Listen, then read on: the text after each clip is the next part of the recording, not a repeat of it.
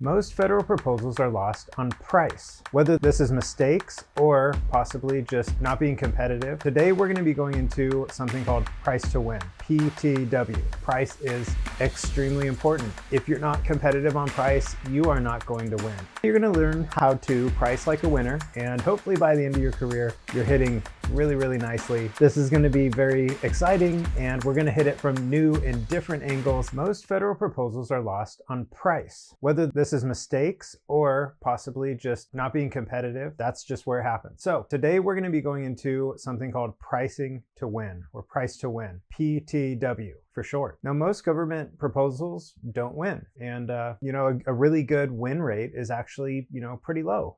Kind of like a batting average. If you're batting 300, 350, that's really good. Now, if you're batting 100, that's not very good, and you're not going to make the Hall of Fame with those numbers. But you can, just like in baseball, improve, and hopefully by the end of your career, you're hitting really nicely. You're hitting a 300-400 batting average. And that's what we're going to kind of talk about today. How to get from batting 100, 200 up to, doubling it into winning almost half of the proposals that you go after. And we're going to suggest price as the kind of the front runner here. Of course, solution is important. Paying attention to detail is important. So when you're writing proposals, don't neglect those, but price is extremely important. If you're not competitive on price, you are not going to win. So today you're going to learn how to price like a winner by combining traditional PTW strategies. And you know me, I'm of course going to drop some AI assisted research and modeling in there as well. This is going to be very exciting, and we're going to hit it from new and different angles. And hopefully this gives you an advantage that leads to some major government contract wins for you. First, let's go over what price to win, or PTW,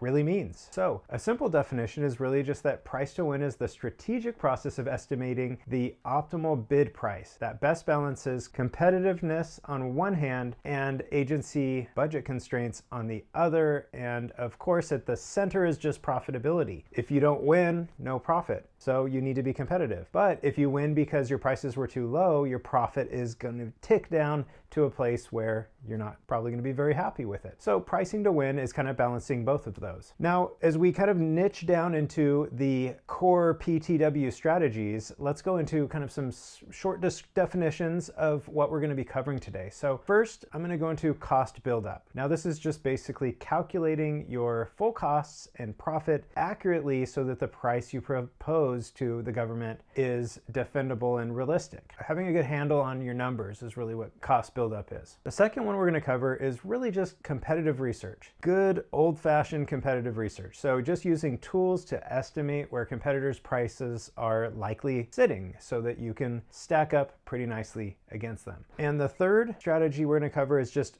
historical awards analysis, which is basically looking through the history, the archive of government awards, and trying to find similar contracts to the ones that you're pursuing, and finding out what are the winning prices there and benchmarking so that you can kind of land right where you want to, knowing that historically somebody else won in a similar context or a similar setting. So just kind of in summary before we jump in, PTW looks at pricing from different angles, the internal costs, competitor positions, and market history to really set an educated target rather than a guess. Now we're going to go deeper on each one of those three. All right, so this is the deep dive into the cost buildup. So cost buildup basically means calculating all of the internal direct and indirect costs before profit. Obviously going to include profit. We're going to include all the overhead and materials and labor, anything that goes into building out the hourly rate for a specific labor category or job title. So a cost buildup could be pretty generally applied and just say that we keep to a 15% profit no matter what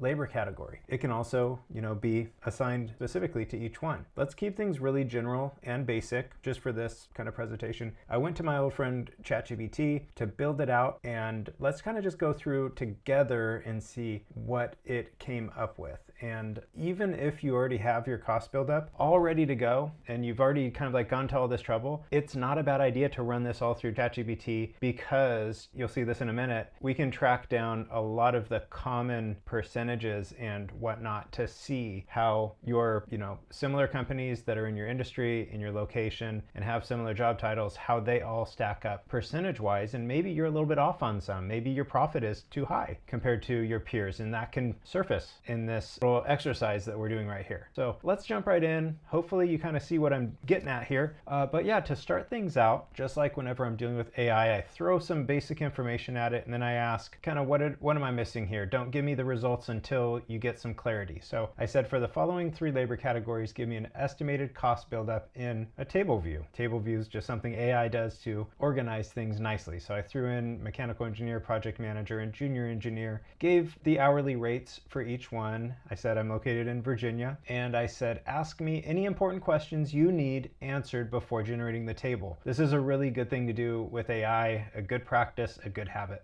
So what it did was it threw 8 different things at me from, pricing, context, labor, basis, employment type. So here's kind of what I just did. You don't have to be super neat and clean when you're answering. I just kind of typed out and put everything on different lines. So I said, these are commercial rates. It asked me, what are these rates that you gave me? Are they commercial? Are they GSA? Are they some other type? I said, they're commercial rates. It asked, are they fully burdened? Because maybe I wasn't including profit in those rates or whatever for some reason. So I wanted to clarify that. It asked, are they W-2 contractors? What are your employees? Are they employees? And then it asked kind of like, do you want me to give you just kind of stick to industry standard estimates for G&A, profit, all that stuff? I said, yeah, just whatever kind of the industry kind of keeps to, what you can find. And it scours the internet to try to find that data. So it's fairly reliable. Might be off, but you'll probably notice that if it is. I said, assume all standard and common practices, because it had asked about that. I said, there's no escalation applied here. We're keeping things simple. And I said, just make it directionally accurate. This isn't for like a defensible audit that has to come up or anything like this. We're just doing some general research right now. So it took in all of that, and it kind of gave me some core assumptions. This is good stuff to know. Fringe benefits, about 30%, overhead, 20%, G&A, 10%, profit, 12% target. Rates provided are fully burdened rates, so we are backing into base pay. So the bill rates and the labor categories, this is just what I originally fed ChatGPT. And then it started kind of doing the math, reversing and removing percentages all the way down, and it kind of has everything built out there. So you can see everything builds up to a wage right here, estimated base wage, and then the fringe, loaded labor, basically the wage plus the fringe, I believe. Then it adds an overhead G&A, and then it totals it, and then it goes to profit right there. So when we add this total cost to the profit, we will get the base rate, and there you go. So that's a general, dirty, but fairly revealing cost buildup for you. So having this is kind of the first step. So you're looking at this from this cost buildup angle. Now, this is also good for you, just a healthy exercise, so you can kind of take this and try to calculate where your buildup really is. This is, of course, kind of dummy numbers, dummy percentages pulled out of, the giant internet brain that ChatGPT is, but try to figure out, are your fringe benefits adding to 30% or around there? Where's your profit at? You should know that, stuff like that. So it's also a really healthy exercise to do. And it's also really important to kind of look at this profit as a dial. If you're happy with 12%, great. If you could drop it to 10, or you want to increase it to 15, you kind of can turn that dial based on when you're looking at the price to win strategies from those other angles. So this is the first one. Now let's go into kind of the deep dive into the competitive research. And I have a special tool for that as well, and it's really not ChatGPT, but I can't promise I'm not going to drop everything into ChatGPT because it's a fun thing to do. All right, now we're in one of my favorite tools. It's called CALC, C-A-L-C. And this is an actual GSA tool where they've taken the labor categories and a lot of the data around them from GSA vendors and dropped them all into a major database, and has kind of some analytics around it as well. So let's continue with what we kind of formed before. You can see I still have this page up and this cost buildup. So let's take mechanical engineer. Now I copied that and I pasted it right in here. Now check this out. Just a kind of I'm going to cut it and paste it back. You can see there are several different mechanical engineer labor categories here. There's tiers, there are other types of tiers. There's senior, there's probably a junior in here somewhere now. So I'm just going to leave it as mechanical engineer and hit search. So the next thing you really want to kind of adjust is, let's say, where is your mechanical engineer education-wise and experience-wise? So let's say there are 8 to 10 years of experience. There we go. And then price range, I'm just going to leave this as is. So we're going to kind of look at where everything is, and this is kind of a statistic rundown. Here's average and standard deviation. I kind of prefer that because it gives you that baseline number, 152.90. Okay, so this will give you all the data in its raw form here, but it'll also give you the standard deviation over here, and the standard deviation is actually 111 to 195. Right in the middle is 152.9, which,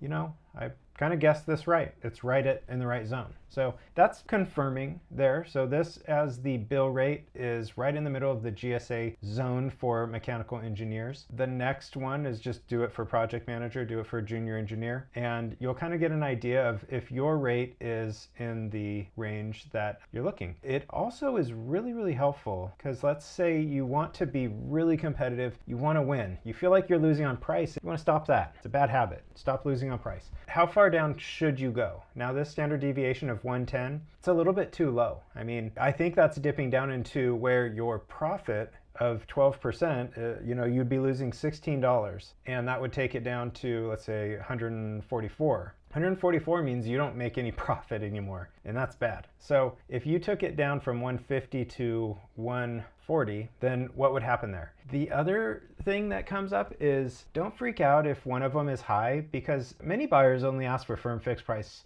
contracts or proposals. So you may not even need to get this granular, but it's good to get this granular as you're building out and trying to find the best price. So if your mechanical engineer is middle of the road, just like this one landed right around the right zone, right in the middle of the average, and your project manager, let's say, is pretty high, but let's say the junior engineer, which is going to be a major part of the project, let's say it's going to be 80% of the project is going to be performed by the junior engineer. Let's say this $95 an hour is very competitive. Hey, you're going to be actually really competitive on this. Let's say the 95, you could take it even down to 90 and be even more competitive, and your profit doesn't take a major hit, and you're still okay with where your profit is located. You're in a really good position to win that one by price. So that hopefully just kind of gives you an idea of, you have the cost buildup, you know what your hourly rate is, you're looking at kind of the breakdown here. You can kind of tweak some of the breakdowns. Maybe you find that your overhead is actually 15% instead of 20. Now,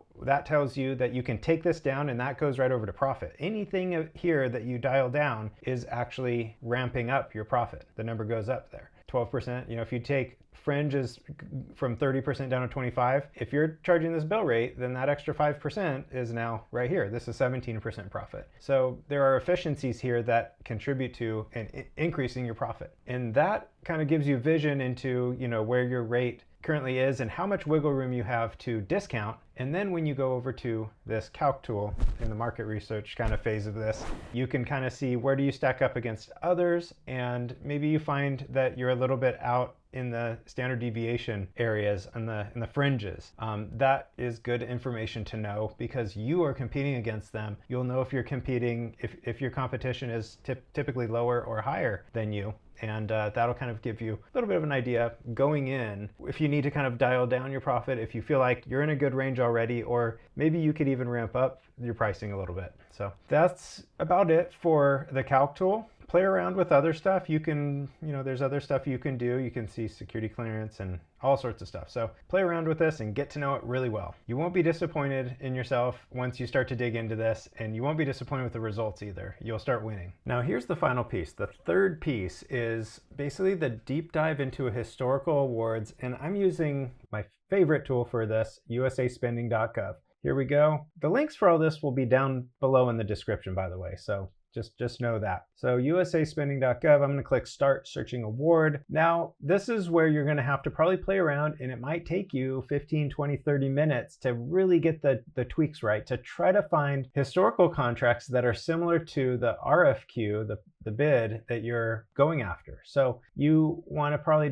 not dial it back too far, because inflation is going to make the prices a little bit out of whack. But if you just do the past 2-3 years, should be good. You can use keywords, go to the RFQ and track the best keywords. Drop the RFQ into ChatGPT and say, give me the top 3 keywords that describe what this project is. You can go to the recipient. That's probably not a bad idea. So if you know some of your major competitors, you can search and add them in there. Also, the location may come into play. Agency. You can open it up later, but if this is a Department of Energy project, try starting it out by searching only for similar projects within the Department of Energy. That's where you're going to probably find similar applications, because software for DOE is going to be a little bit different than software in Department of Transportation. All the agencies do different things, so that might be a very helpful thing to do, to drop in the right agency that basically is the one that issues your RFQ. Award type, you can just put contracts for that. That'll kind of kick out a lot of grants and loans and other weird stuff that you don't want to see. Recipient type, you could do small business and try it, but you may come back and undo that if the results kind of aren't there. I don't think award amount might come into play if you want to hit a range. If you have a big data set and you want to see only within the range of a certain amount, that is going to help you. And yeah, NAICS code, obviously, that is going to probably be spelled out in the actual RFQ. So drop the NAICS code, or if they have a couple of them mentioned, drop them in there. Everything else is just kind of little things. I think that about covers it. Those are the major areas that you're going to want to play around with. Keyword, time period, agency, location, award type, configuring that to contracts. Award amount, you might want to do that. You'll definitely want to do the NAICS codes. That helps. And that's about it. I would start there and I would work kind of turning dials and playing around with different inputs with all of those. And then you hit submit and you kind of see what's there. You'll then find the projects and they'll be all lined up. You can click through and see all the details, and you can see the total award and kind of go from there. So yeah, hopefully that helps. That'll kind of help you find a maybe bottom line. Now, it's not a bad idea to try to find a set 3 to 5 that are kind of within the range, similar projects to what you're going after, and then take the prices and look at them individually and look at them together. What's the average? What's the high and the low?